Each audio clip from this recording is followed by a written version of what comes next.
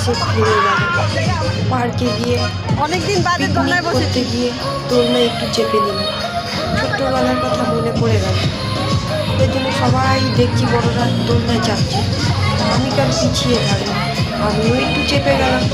আমার তো খুব ভালো লাগছিল ওই জায়গাটায় গিয়ে দোলনায় চাপা।